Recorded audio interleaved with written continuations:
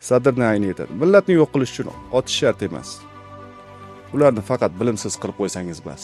Faqat u so'zlarni o'qigan insongina ayta oladi. Cho'lpon aytgandek, uyg'onganlarning vazifasi o'zgalarni ham uyg'otishdir.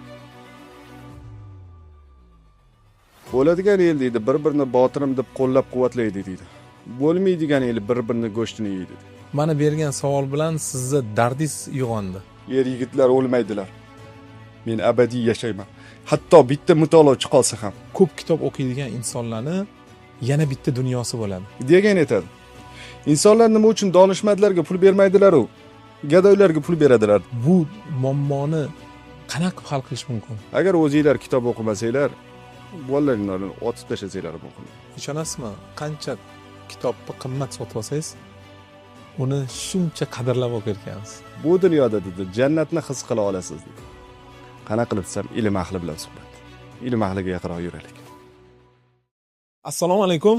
Millat umidi ko'rsatuvini navbatdagi sonida yana har doimgidek kim chiqarkin deb o'ylayotgan yoshlarimiz, ota-onalar va bizni kuzatayotgan insonlar.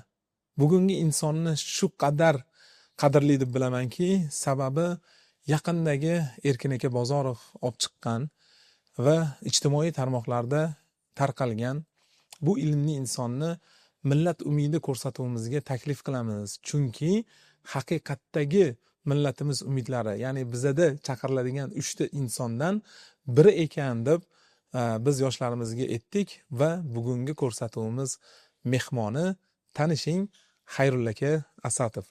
Xayrulla aka, assalomu alaykum. Assalomu alaykum, yaxshimisiz? Xush kelibsiz. Juda ham xursand bo'ldik kelganingizdan.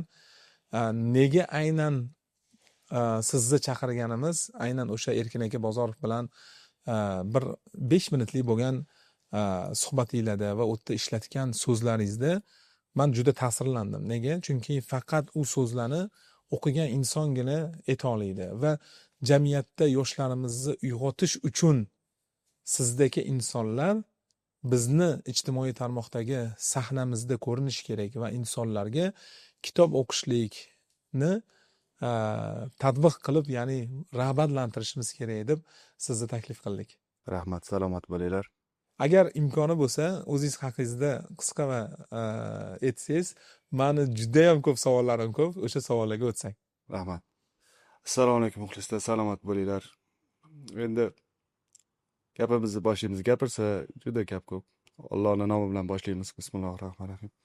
Asatov Xayrulla 1988-yilda Eski shahar Qorasaroy degan joyda tug'ilganmiz.